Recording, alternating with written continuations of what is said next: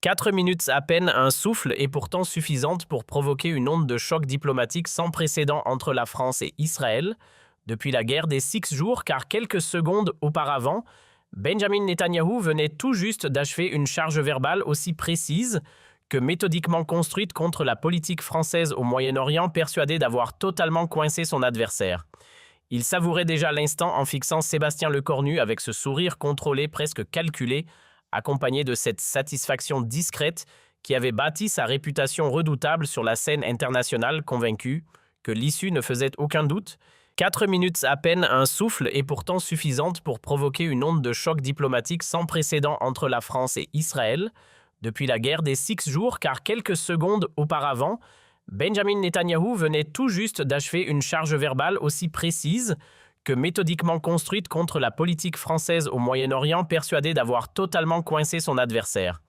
Il savourait déjà l'instant en fixant Sébastien Lecornu avec ce sourire contrôlé, presque calculé, accompagné de cette satisfaction discrète qui avait bâti sa réputation redoutable sur la scène internationale, convaincu que l'issue ne faisait aucun doute et que ce jeune leader européen encore trop neuf dans les jeux de pouvoir finirait par céder comme tant d'autres avant lui en enchaînant concessions et excuses face à la pression implacable du lobby pro-israélien et aux accusations bien rodées d'antisémitisme utilisées comme arme ultime. Tout semblait suivre un scénario déjà vu, parfaitement huilé, où chaque étape menait inévitablement à la même conclusion, du moins c'est ce qu'il croyait avec une assurance presque tranquille. Mais quelque chose dans le regard de Lecornu aurait dû l'alerter, une tranquillité troublante, une assurance qui contrastait avec l'embarras habituel des dirigeants européens dans ce type de situation. Car ce qui allait se passer ensuite dépasserait toutes les attentes et changerait à jamais l'équilibre géopolitique au Moyen-Orient. Sébastien Lecornu se leva avec une lenteur calculée, ajusta sa veste avec cette élégance française naturelle et fixa Netanyahou droit dans les yeux. Pas un muscle de son visage ne trahissait la moindre émotion. Puis, d'une voix claire et posée, il prononça ces mots qui glacèrent de l'Assemblée. « Monsieur le Premier ministre Netanyahou, je vous remercie pour cette démonstration magistrale de ce qu'est devenue la diplomatie israélienne moderne, un mélange toxique d'arrogance historique et de chantage émotionnel. » Un silence de mort s'abattit sur l'Assemblée. Netanyahou, pour la première fois depuis des décennies, semblait déstabilisé. Lecornu continua imperturbable. « Vous venez de nous offrir un parfait exemple de votre méthode habituelle. Quand on critique vos actions, vous invoquez la Shoah. Quand on remet en question vos violations du droit international, vous criez à l'antisémitisme. Cette stratégie a peut-être fonctionné pendant des décennies, mais elle ne prend plus aujourd'hui. » La salle était électrique. Les délégués se regardaient incrédules. Jamais un dirigeant occidental n'avait osé parler ainsi à un premier ministre israélien devant les Nations Unies. Vous nous reprochez notre prétendue amnésie sur la Seconde Guerre mondiale. Permettez-moi de vous rafraîchir la mémoire sur quelques faits historiques que vous semblez avoir oubliés. Lecornu sortit un dossier de sa serviette, l'ouvrit avec une précision chirurgicale. Résolution 242 du Conseil de sécurité de l'ONU adoptée en 1967. Israël doit se retirer des territoires occupés violés depuis 57 ans. Résolution 338 de 1973, cessez-le-feu et négociations ignorées. Résolution 446 de 1979, les colonies sont illégales, bafouées quotidiennement. Dois-je continuer car j'ai ici 87 résolutions de l'ONU violées par Israël. 87. Netanyahou tentait d'intervenir, mais Lecornu l'arrêta d'un geste ferme. « Je n'ai pas terminé, monsieur le Premier ministre. Vous parlez de terrorisme, parlons-en. Selon les chiffres officiels de l'ONU que vous contestez systématiquement depuis 2000, 850 Palestiniens ont été tués par les forces israéliennes, dont près de 400 enfants. Dans le même temps, 30 civils israéliens ont été tués par des Palestiniens. Où est la proportionnalité dont vous vous réclamez? L'attaque était précise, documentée, imparable, mais Lecornu n'en avait pas fini. Vous nous accusez de complicité avec le terrorisme. La France a perdu 271 de ses soldats en Afghanistan et au Mali dans la lutte contre le terrorisme islamiste. Combien de soldats israéliens sont morts pour défendre les valeurs occidentales en dehors de vos frontières? Zéro. Un murmure parcourut l'Assemblée. Cette fois, c'était Netanyahou qui était sur la défensive. Vous mentionnez l'Iran, rappelons que c'est Israël qui a vendu des armes à l'Iran de Khomeini pendant la guerre Iran-Irak dans les années 1980. Rappelons aussi que c'est Israël qui a aidé l'Afrique du Sud de l'apartheid à développer l'arme nucléaire. Voulez-vous vraiment parler de qui soutient les régimes autoritaires? Le cornu marqua une pause, laissant ces mots faire leur effet. Netanyahou était livide. Mais le plus grave, monsieur le Premier ministre Netanyahou, c'est votre instrumentalisation de la Shoah. Vous déshonorez la mémoire de 6 millions de victimes en transformant leur tragédie en bouclier diplomatique. Les survivants de la Shoah que j'ai rencontrés ne voulaient qu'une chose, que plus jamais ne signifie plus jamais pour personne. Vous avez transformé leur souffrance en permis de tuer. Cette fois, c'était un coup direct au cœur de la rhétorique israélienne. Le cornu poursuivit avec une précision chirurgicale, vous nous donnez des leçons de démocratie. Votre gouvernement compte dans ses rangs Itamar Ben-Gvir, un homme condamné pour incitation au racisme et qui avait un portrait de Baruch Goldstein, le massacreur d'Hébron, dans son salon. Votre ministre des Finances, Bezalel Smotrich, a déclaré publiquement qu'il fallait effacer la ville palestinienne de Houara. Est-ce votre démocratie? Netanyahou tentait de reprendre la parole, mais le cornu ne lui en laissa pas le temps. Et puisque vous évoquez la collaboration française, parlons aussi de la collaboration sioniste. L'accord de Havara de 1933 entre les nazis et l'organisation sioniste mondiale qui a permis le transfert de capitaux juifs vers la Palestine en échange de la rupture du boycott anti-allemand. Vous aussi, vous avez négocié avec les nazis quand cela servait vos intérêts. C'était un coup de maître retourner l'argument historique contre Netanyahou lui-même. L'assistance était sidérée par l'audace et la précision de l'attaque. Mais le plus révélateur, monsieur le Premier ministre, c'est votre réaction d'aujourd'hui. Face à nos critiques documentées factuelles basées sur le droit international, vous ne répondez que par des attaques personnelles et des chantages émotionnels. Vous ne contestez aucun de nos chiffres, aucune de nos accusations précises. Pourquoi? Parce que vous ne le pouvez pas. Le cornu se dirigea vers le pupitre dominant maintenant complètement l'échange. La France condamne le terrorisme d'où qu'il vienne, mais elle condamne aussi les crimes de guerre, les violations du droit international et l'occupation illégale de territoires. Notre position est cohérente. Nous défendons le droit international. La vôtre consiste à le violer systématiquement puis à crier à l'antisémitisme quand on vous le fait remarquer. Netanyahou était maintenant clairement en difficulté. Ses conseillers s'agitaient derrière lui, mais le cornu n'avait pas terminé son offensive. Vous voulez parler d'antisémitisme. L'antisémitisme, c'est haïr les Juifs parce qu'ils sont Juifs. Critiquer la politique d'un gouvernement même israélien, c'est de la démocratie. Et contrairement à vous, la France fait la différence entre les Juifs et votre gouvernement d'extrême droite, puis vint le coup de grâce. Vous savez quelle est la différence fondamentale entre nous, monsieur Netanyahou. Quand la France a commis des erreurs historiques, elle les a reconnues. Elle a fait repentance, elle a changé. Vous persistez dans l'erreur et vous utilisez l'histoire pour la justifier. C'est pour cela que vous êtes aujourd'hui isolé, y compris parmi vos propres alliés traditionnels. L'Assemblée était sous le choc. Jamais Netanyahou n'avait été ainsi malmené publiquement par un dirigeant occidental. Les cornus concluent d'une voix ferme. La France continuera à soutenir le droit d'Israël à exister en sécurité, mais elle continuera aussi à condamner vos violations du droit international et elle ne se laissera plus jamais intimider par vos accusations d'antisémitisme.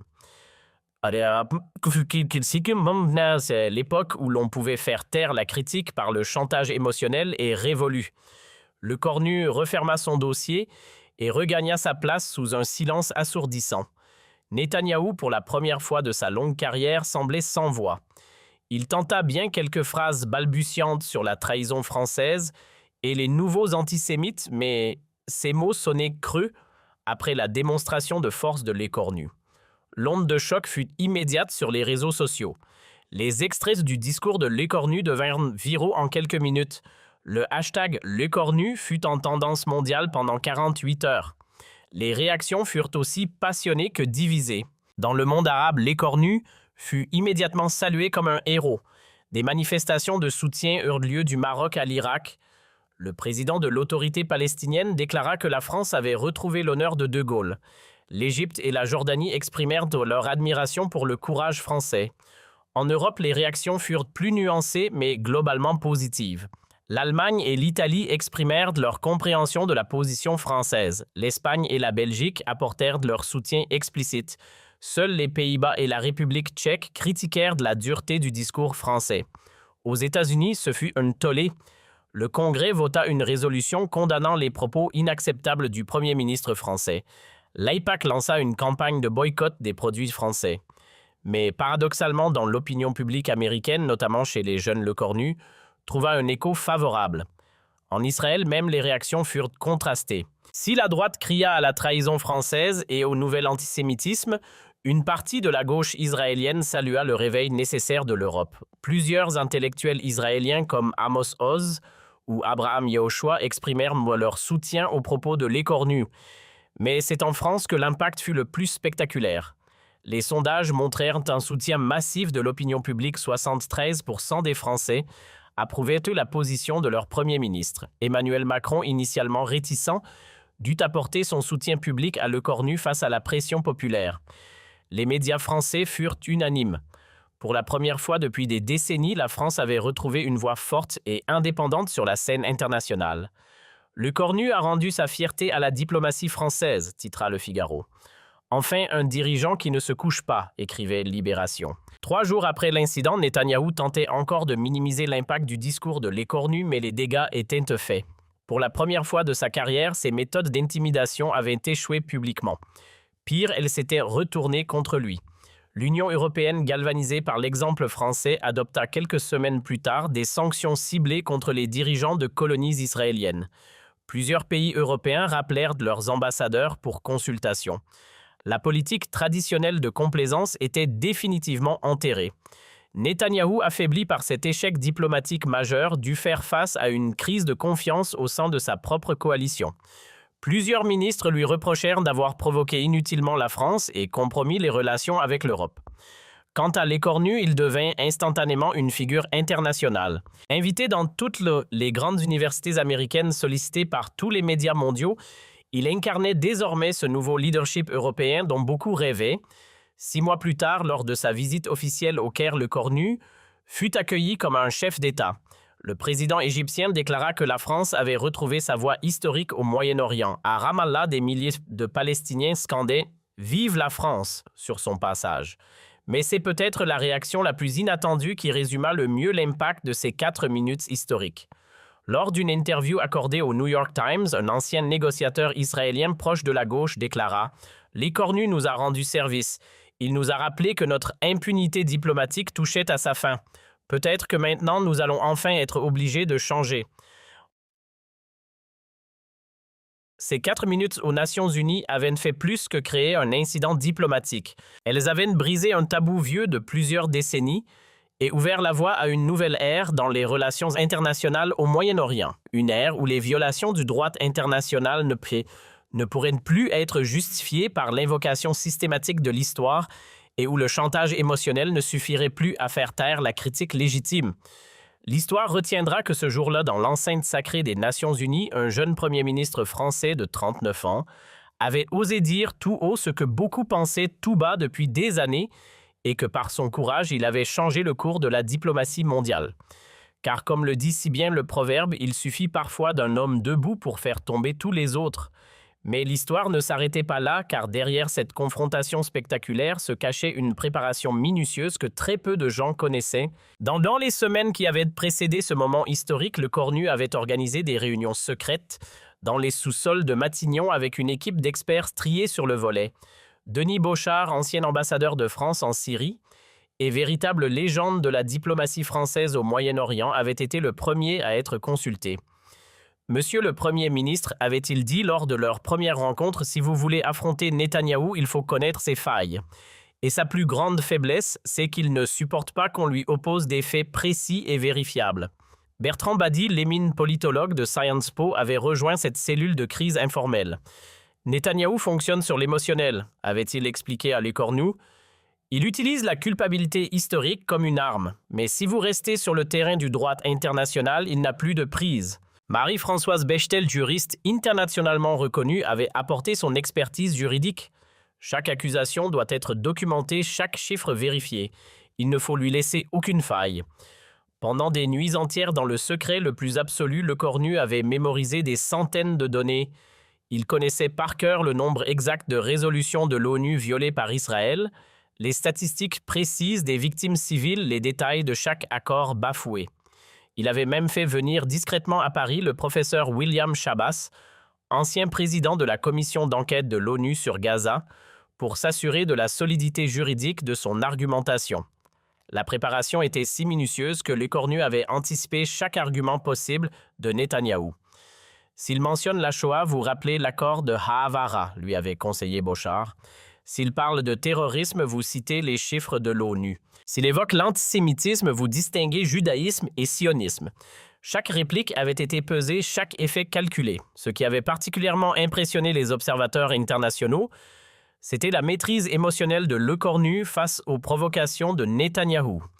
Car le premier ministre israélien avait sorti son arsenal le plus lourd. Ses attaques sur la collaboration française pendant la Seconde Guerre mondiale étaient calculées pour provoquer une réaction émotionnelle pour pousser Lecornu à la défensive. Mais le premier ministre français était resté d'un calme olympien, transformant chaque attaque en contre-offensive précise et documentée. L'impact de cette confrontation dépassa même les espérances les plus optimistes de l'équipe de Lecornu. Dans les chancelleries du monde entier, les diplomates parlaient d'un « moment Lecornu », cette capacité à dire non aux pressions sans céder à l'émotionnel. À Washington, malgré les critiques officielles de nombreux diplomates américains exprimaient privément leur admiration. Il a fait ce qu'aucun de nous n'ose faire, confiait un haut fonctionnaire du département d'État sous couvert d'anonymat. En Allemagne, pays particulièrement sensible aux questions liées à l'Holocauste, la réaction fut plus nuancée mais révélatrice. Angela Merkel, pourtant traditionnellement prudente sur ces sujets, déclara que la France avait le droit d'exprimer ses positions dans le respect du droit international. C'était de la part de la chancelière allemande un soutien à peine voilé à la position française. Mais c'est peut-être au sein de la communauté juive mondiale que les réactions furent les plus surprenantes. Loin d'être unanimement hostiles comme l'espérait Netanyahou, une partie significative de la diaspora juive exprima sa compréhension, voire son soutien à la position française. Bernard-Henri Lévy, figure emblématique de l'intelligentsia juive française, écrivit dans Le Point « Lecornu a fait la distinction cruciale entre antisémitisme et antisionisme. C'est cette distinction que Netanyahou refuse de faire, pour des raisons politiques. » Plus surprenant encore, plusieurs intellectuels israéliens prirent publiquement la défense de Lecornu. Amos Oz, prix international de la paix, déclara que Netanyahou avait cherché la confrontation et l'avait trouvée. Zeev Sternhell, historien israélien de renommée mondiale, alla plus loin. Lecornu a dit des vérités que beaucoup d'Israéliens pensent mais n'osent pas exprimer. Cette fracture au sein même de la société israélienne affaiblit considérablement la position de Netanyahou. Pour la première fois depuis des années, son utilisation de la carte de l'antisémitisme n'avait pas fonctionné. Pire, elle s'était retournée contre lui, le faisant apparaître comme manipulateur et déconnecté des réalités internationales. Les conséquences géopolitiques de cette confrontation furent durables et profondes. L'Union européenne, galvanisée par l'exemple français, adopta en décembre 2025 un train de sanctions contre les colonies israéliennes. Pour la première fois depuis sa création, l'UE parlait d'une seule voix sur le conflit israélo-palestinien. L'Allemagne, traditionnellement la plus réticente, ne s'opposa pas aux mesures proposées par Paris. Au Conseil de sécurité de l'ONU, la France obtint un soutien inattendu pour une résolution condamnant l'expansion des colonies. Même les États-Unis, pourtant alliés historiques d'Israël, s'abstinrent au lieu d'utiliser leur droit de veto. Cette abstention américaine impensable quelques mois plus tôt marquait un tournant dans la diplomatie moyen-orientale. Dans le monde arabe, l'effet fut spectaculaire. Lecornu devint une figure de proue du réveil occidental sur la question palestinienne. Lors de sa visite au Caire en janvier 2026, il fut accueilli avec les honneurs généralement réservés aux chefs d'État. Le président Sisi déclara publiquement que la France avait retrouvé sa voie historique au Moyen-Orient. À Ramallah, Mahmoud Abbas organisa une réception exceptionnelle qualifiant Lecornu de véritable ami du peuple palestinien. Mais l'impact le plus durable fut peut-être celui sur la jeunesse européenne. Dans les universités de Heidelberg à Cambridge, de la Sorbonne à Bologne, les étudiants organisèrent des conférences sur l'effet Lecornu. Le premier ministre français était devenu le symbole d'une Europe qui osait enfin dire non aux pressions externes et défendre ses valeurs sans complexe. Netflix produisit même un documentaire intitulé 4 minutes qui ont changé le monde, retraçant minute par minute cette confrontation historique. Le film, visionné par plus de 50 millions de personnes dans le monde, contribuait à ancrer cette image de Lecornu comme défenseur de la justice internationale. Netanyahou, de son côté, tentait de limiter les dégâts. Ses conseillers en communication travaillaient jour et nuit pour minimiser l'impact de ce qu'ils appelaient en interne le désastre de New York. Mais rien n'y faisait. L'image du premier ministre israélien, réduite au silence par son homologue français, avait fait le tour du monde. Ses tentatives ultérieures de relancer la polémique tombaient à plat, renforçant même l'impression qu'il était dépassé par les événements. La presse israélienne elle-même se montra critique. Haaretz, journal de référence de la gauche israélienne, titra « Netanyahou humilié par sa propre arrogance ». Yediot Ahronot, pourtant proche du Premier ministre, écrivit « Un échec diplomatique majeur qui affaiblit Israël ». Cette contestation interne poussa plusieurs membres de la coalition gouvernementale israélienne à remettre en question le leadership de Netanyahou. Benny Gantz, leader de l'opposition centriste, déclara que Netanyahou avait isolé Israël par ses provocations inutiles. Même au sein du Likoud, parti de Netanyahou, des voix s'élevèrent pour critiquer la stratégie diplomatique du Premier ministre. En France, l'effet politique fut également considérable. Emmanuel Macron, initialement prudent sur les déclarations de son Premier ministre, dut rapidement apporter son soutien public face à la popularité de Lecornu. Les sondages montraient que 78% des Français approuvaient de la position de leur Premier ministre, un score exceptionnellement élevé sur un sujet de politique étrangère. L'opposition française, toutes tendances confondues, fut contrainte de soutenir Lecornu. Marine Le Pen déclara que pour une fois, la France défendait ses intérêts. Jean-Luc Mélenchon salua le courage de dire enfin la vérité. Même Valérie Pécresse reconnut que Lecornu avait rendu sa fierté à la diplomatie française. Cette unanimité nationale rare renforça considérablement la position internationale de la France. Pour la première fois depuis des décennies, un dirigeant français parlait au nom de l'Europe tout entière sur un sujet majeur de politique internationale. L'Allemagne et l'Italie commencèrent à aligner leurs positions sur celles de Paris, créant un front européen uni face aux pressions israéliennes et américaines. 6 mois après la confrontation lors du sommet du G7 en Italie, Lecornu était devenu incontournable. Joe Biden, qui avait initialement critiqué ces déclarations, finit par reconnaître que la France avait le droit de défendre sa vision du droit international.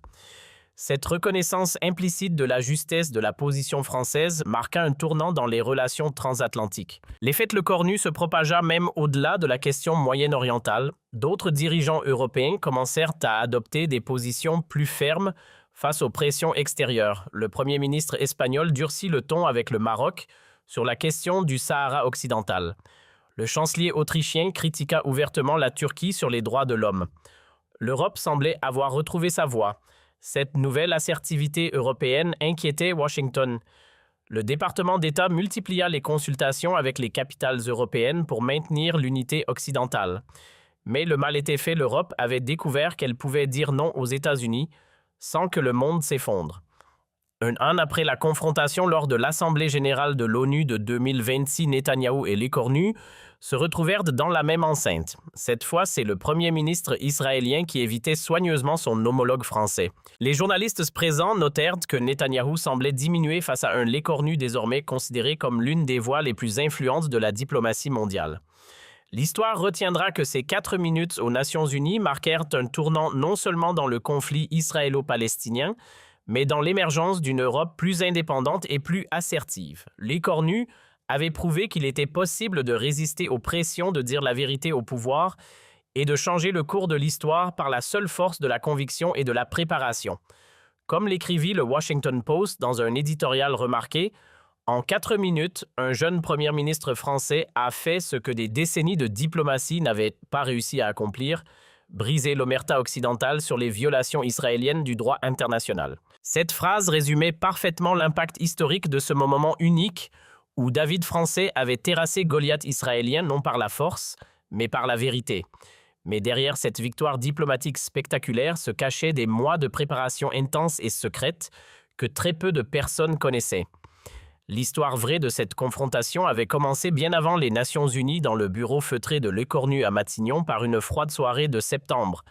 Ce soir-là, alors que Paris s'endormait, le Premier ministre français étudiait méticuleusement un dossier confidentiel de 400 pages intitulé « Stratégie rhétorique et faiblesse argumentative de Benjamin Netanyahou ». Analyse complète, ce document fruit de semaines de travail acharné d'une équipe d'experts striés sur le volet, décortiquait méthodiquement chaque discours, chaque intervention, chaque tactique du Premier ministre israélien depuis son arrivée au pouvoir. L'analyse était d'une précision chirurgicale, schéma de manipulation émotionnelle, utilisation systématique de la culpabilité historique technique de retournement d'accusation, mécanisme de victimisation instrumentalisé. Tout y était répertorié, analysé, déconstruit. Denis Bochart, ancien ambassadeur de France en Syrie et véritable monument de la diplomatie française au Moyen-Orient, avait dirigé ce travail titanesque. À 78 ans, cet homme aux cheveux blancs et au regard acéré avait consacré sa carrière à comprendre les subtilités de cette région complexe. Monsieur le Premier ministre avait-il expliqué à l'écornu, lors de leur première rencontre secrète, Netanyahou est un redoutable manipulateur, mais il a des failles béantes. Sa plus grande faiblesse, il ne supporte pas qu'on lui oppose des faits précis, vérifiables, et surtout des chiffres qu'il ne peut pas contester. Toute sa rhétorique s'effondre quand on reste sur le terrain factuel. L'équipe constituée par l'écornu était impressionnante par sa compétence et sa diversité. Bertrand Badi, professeur émérite à Sciences Po et spécialiste mondialement reconnu des relations internationales, apportait son expertise théorique. Netanyahou fonctionne sur l'émotionnel, sur le chantage affectif, avait-il analysé. Il transforme systématiquement tout débat politique en débat moral, toute critique factuelle en accusation personnelle. Mais si vous restez rigoureusement sur le terrain du droit international sans jamais entrer dans l'émotionnel, il perd tous ses moyens. Marie-Françoise Bechtel, ancienne députée et juriste internationalement respectée, s'était chargée de l'aspect juridique. Chaque accusation que vous porterez doit être béton, avait-elle martelé. Chaque chiffre vérifié 3 fois, chaque référence au droit international irréfutable. Il ne faut lui laisser aucune faille, aucune approximation qu'il pourrait exploiter. Elle avait passé des semaines à éplucher les résolutions de l'ONU, les rapports d'organisations non gouvernementales, les témoignages d'observateurs internationaux. Leila Dakli, historienne et chercheuse au Centre national de la recherche scientifique, spécialiste incontestée du monde arabe contemporain, avait apporté sa connaissance approfondie du contexte historique. Il va utiliser la Shoah comme bouclier, avait-elle prévenu. C'est son réflexe pavlovien. Mais vous pouvez retourner l'argument historique contre lui en rappelant des épisodes qu'il préfère oublier comme l'accord de Havara avec les nazis. Pendant des semaines, dans le plus grand secret, ces experts se réunissaient dans les sous-sols de Matignon. Ils avaient reconstitué chaque débat majeur de Netanyahou, analysé ses réactions face aux contradicteurs, identifié ses points de rupture psychologique. Regardez ce qui s'est passé quand Obama l'a contredit publiquement sur les colonies, observait Bochart en montrant une vidéo.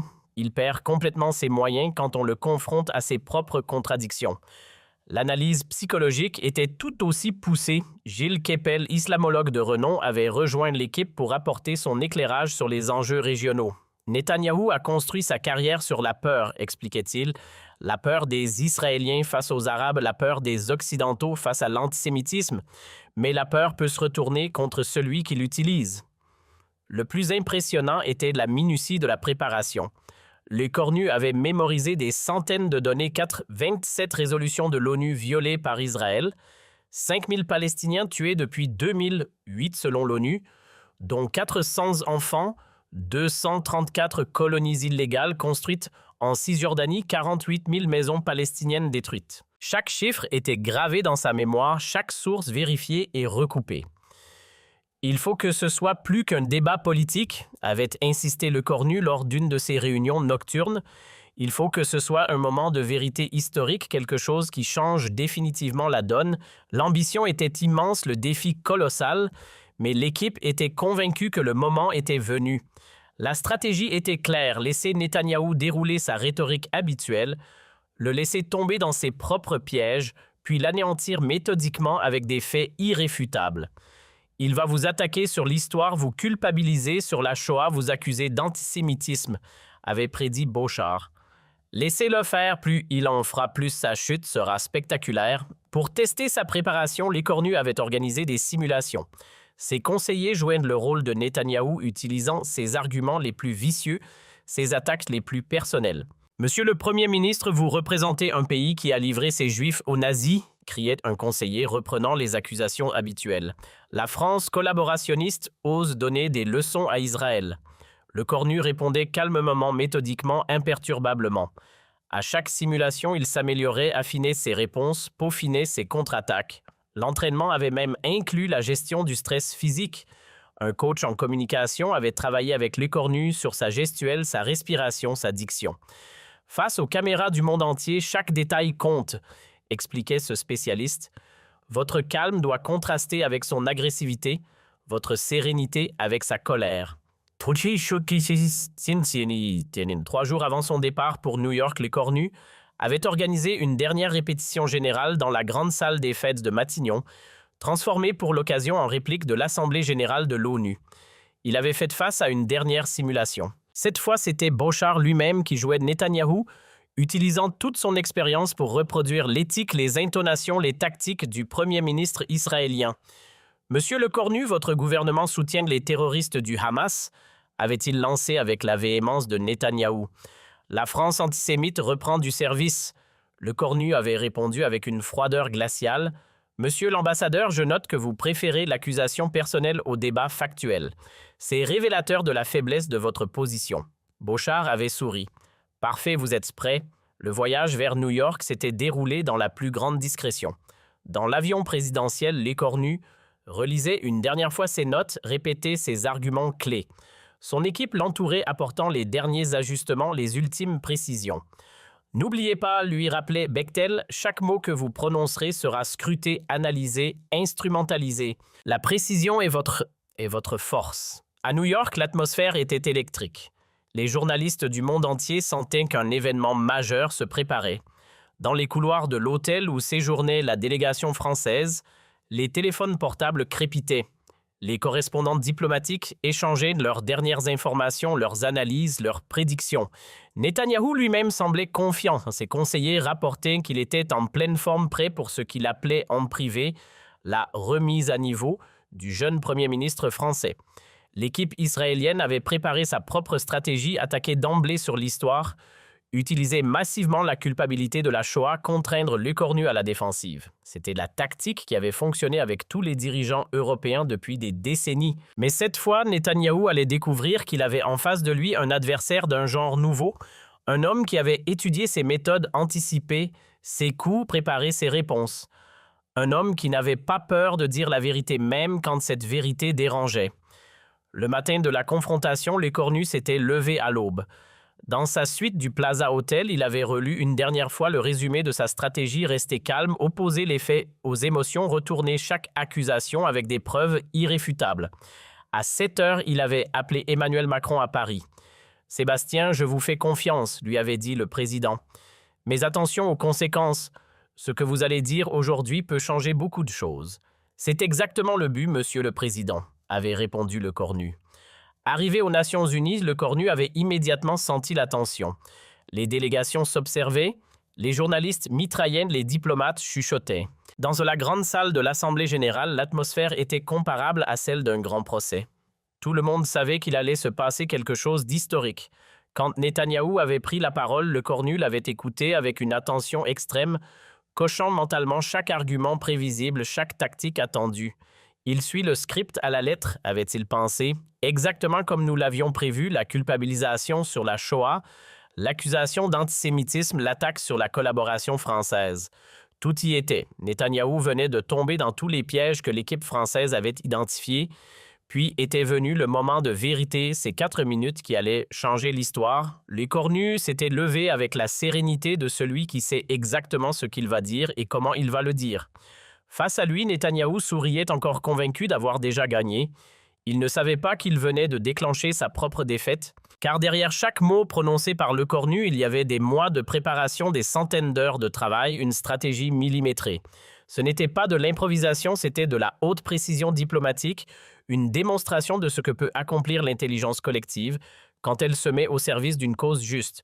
Quand l'écornu avait commencé à égrener les résolutions de l'ONU violées par Israël, Netanyahou avait compris qu'il était tombé dans un piège, mais il était trop tard. Le mécanisme était enclenché et rien ne pouvait plus l'arrêter. Chaque tentative d'interruption, chaque protestation ne faisait que renforcer l'impression que le premier ministre israélien était dépassé par les événements. L'impact de cette confrontation dépassa toutes les prévisions, même les plus optimistes, de l'équipe française. En quelques heures, les extraits du discours de Lecornu firent le tour du monde. Sur les réseaux sociaux, les hashtags Lecornu contre Netanyahou et Truth to Netanyahou devinrent vireux. Des millions d'internautes partageaient les moments forts de l'intervention française, commentaient, analysaient, débattaient. Dans les rédactions du monde entier, c'était l'effervescence. Les éditorialistes travaillaient jour et nuit pour analyser cet événement sans précédent. Un moment historique, titrait le New York Times. La France brise le tabou, analysait The Guardian. Netanyahou à genoux, résumait La Repubblica. Mais c'est dans le monde arabe que l'impact fut le plus spectaculaire. Du Maroc à l'Irak, de l'Égypte au Liban, des millions d'Arabes découvrirent qu'un dirigeant occidental pouvait enfin tenir tête à Israël sans complexe.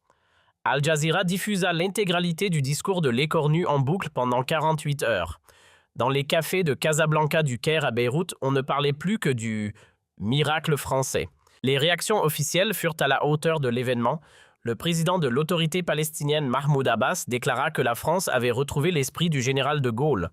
Le roi de Jordanie Abdallah II salua le courage français.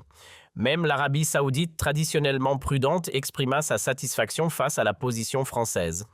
En Europe, l'effet domino était saisissant. L'Espagne annonça qu'elle soutiendrait pleinement les positions françaises. L'Italie emboîta le pas.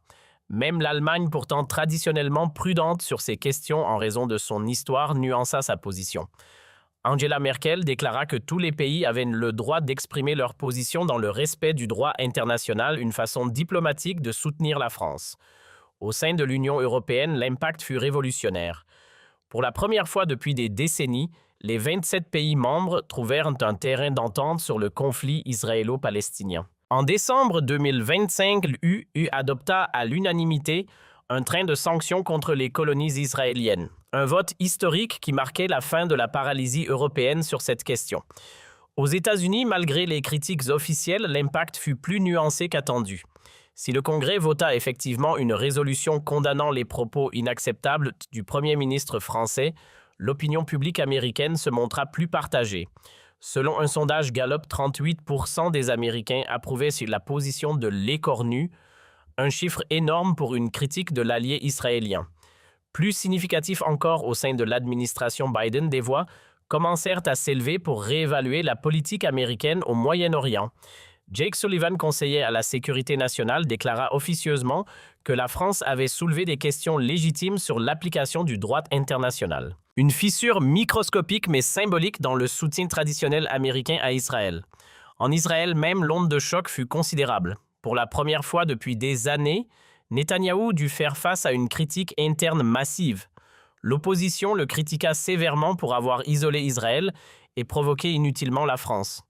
Yair Lapid, leader de l'opposition centriste, déclara que Netanyahou avait causé des dégâts diplomatiques majeurs par son arrogance.